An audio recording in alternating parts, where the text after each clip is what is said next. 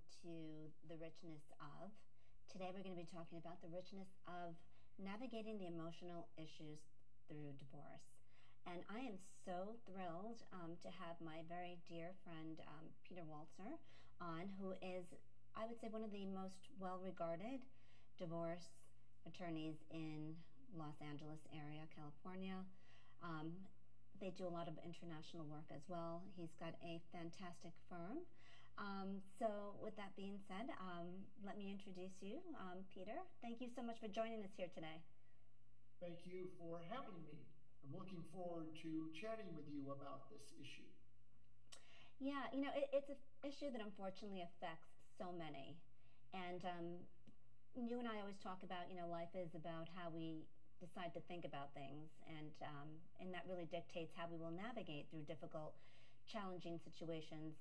And you know, I would love if you can share just a little bit. I mean, with your vast experience, right, of helping people navigate divorce, you know, what are some of the things that you see that are a little bit unique, but that have helped people navigate this awful, messy process in a more peaceful way? So for me, I mean, I've been a divorce lawyer 42 years, and I learned the most by going through my own divorce. And I realized that when you're going through it, you look at it completely different than your professionals. You're in the middle of an emotional maelstrom. It's coming at you in various different ways.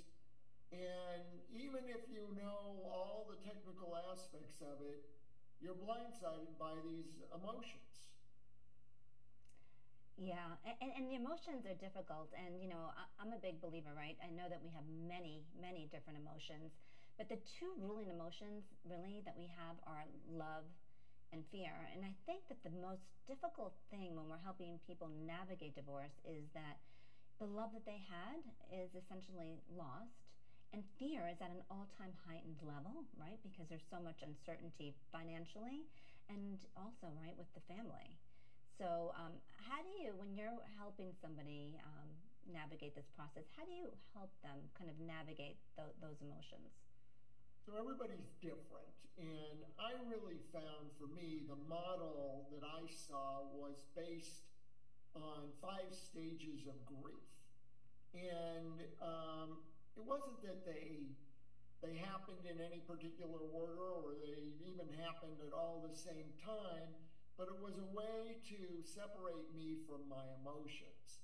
And the stages that are outlined are denial, anger, bargaining, depression, and acceptance. So what is it? Denial: this really isn't happening to me. It can't happen to me. It shouldn't happen to me. Maybe we could get back together.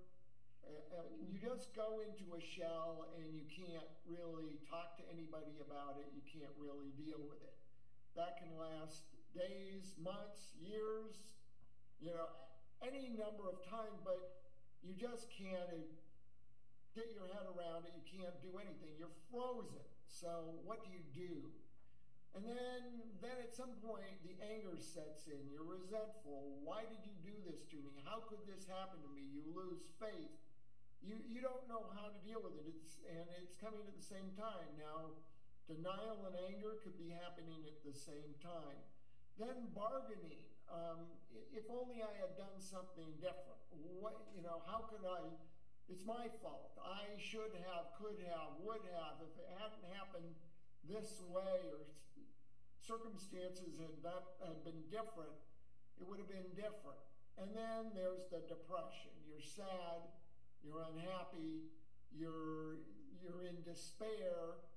Again, it's an overlay. They don't come in any particular order. And at some point, you've got to get to the point where you accept it. Some people never accept it. They're living in the past. 20, 30 years later, they're still in the middle of their emotions. But a healthy person will accept it. And to me, the key to acceptance is taking personal responsibility. Not that it's my fault, but I can't control somebody else. All I can control is myself, and I'm going to deal with that. What do you think, Sylvia? Yeah, no, I totally agree. I mean, I think you brought up a lot of really good points. And, the way that I see it too, as I'm helping somebody navigate divorce, is, I think many times you see them get a little disappointed, or they'll say, oh, I'm having such a bad day and I'm so disappointed because I was doing so much better.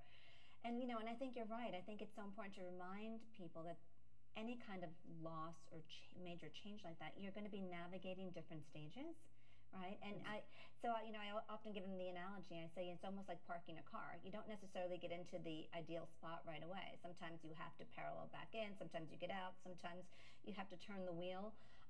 So it's not a straight trajectory, right? I think it's like anything. We have to learn to do that. And in my experience, and I think what I love about you and makes you so unique is that you do recognize that side, right? There's a lot of good matrimonial attorneys, but to me, what makes a matrimonial attorney exceptional is being able to navigate the emotional side of the divorce.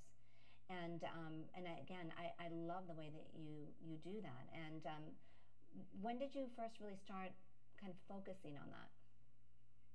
Like I said, when I went through my own divorce and I had kids and all that, it's like I was afraid. I mean, and it's like you said, you're afraid of not only being alone, but being financially not having money, splitting what you have, seeing your children half the time. I think the main one is hurting your children. It's like that's something you can't prevent. You can rationalize it. You can say, oh, the children are going to be fine.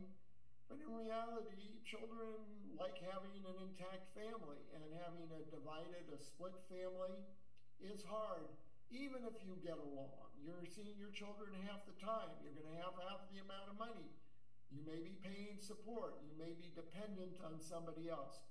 All these fears that you have are legitimate. And I think part of what's the solution to this? I think one of the solutions is accepting all these emotions, not judging yourself for being afraid, insecure, angry. It's acceptance of them. Also, I'm a great believer in exercise. Getting lots of exercise and getting your frustrations out, whether you're a tennis player or a runner or a gym rat or whatever, or a walker. Take up exercise. Another is getting professional help. A financial planner is a must. A custody coach may be helpful. And this is in addition to your attorney. A good attorney is helpful. Somebody who will give you, people that will support you and assist you through the process. No, those are great points. And to me, and I think you touched upon it, right? Denial. And I wrote my book, The Richness of Divorce. And in The Richness of Divorce, I talk about chapter 1 is finding your truth, right? So it's kind of, again, another way of looking at denial. And I think so often it's so hard, right, to kind of come to that truth that you can no longer make it work, right? And you need to move on. And I think that's the hardest step. But two, I think it's so important, right, when you come to that decision that it's not going to work. From your side of the table, once someone makes that decision, right, what is the next, best logical step in terms of trying to map out a plan to move forward with unwinding their marriage? Well, it's best to, whatever plan you take, it's best not to do it in anger. It's to calm yourself down, get some assistance, and seek professional help. Now, not everybody needs an attorney. Not everybody needs two attorneys. Some people can go to a mediator and resolve all their issues. And those are cases where there's still trust, there's knowledge of the financial situation, there's cooperation in what's in the best interest of the children. So mediation is a good option for many people. But some of us are not in that situation. There isn't that trust. There are issues. There are legal issues relating to support, property, children. And that's when you need to retain good legal counsel to advise you. And whether you're mediating or you're litigating or whatever it is, it's always good to spend some time consulting with good family law counsel to see what your options are and what the law is and what would happen if you ended up in court, so you can evaluate next steps. Many people choose to hire a lawyer and end up mediating their case after disclosures are done. Many people work it out themselves without attorneys, but it's always good to know your options and not being afraid to spend some money to become knowledgeable yourself. Of course, reading books, looking on the internet, watching videos, all good, but it's always good to get local specialists in family law to advise you on the law of your state and even your locality, your county. It differs from county to county, at least in California.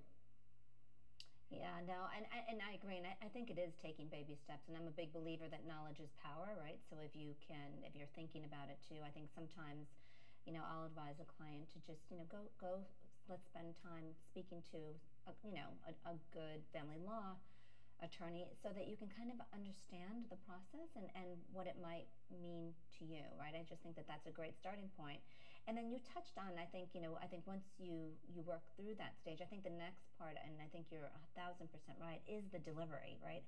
How you articulate if you're the person that's asking for the divorce, and if you're not, if you're on the other side of it, still, how do you articulate the conversation-wise? Because I think that is going to drive the process, right? Because I think if you say to somebody, this was all your fault, I'm so unhappy, my life is terrible, look, or if you say, listen, we had a great, 15 years, we have, a couple of beautiful children together, and we're unfortunately not able, right, to stay on the same path anymore, but let's do this with love and grace.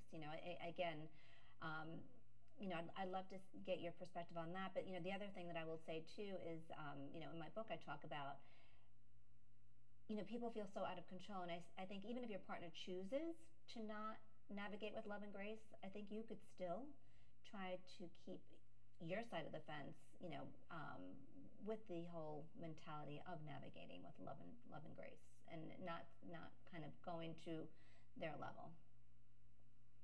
Yeah, I mean, you brought up a lot of points. How you say it, never easy. It's like firing an employee. There's no good way to say it, and there's no good way to hear it.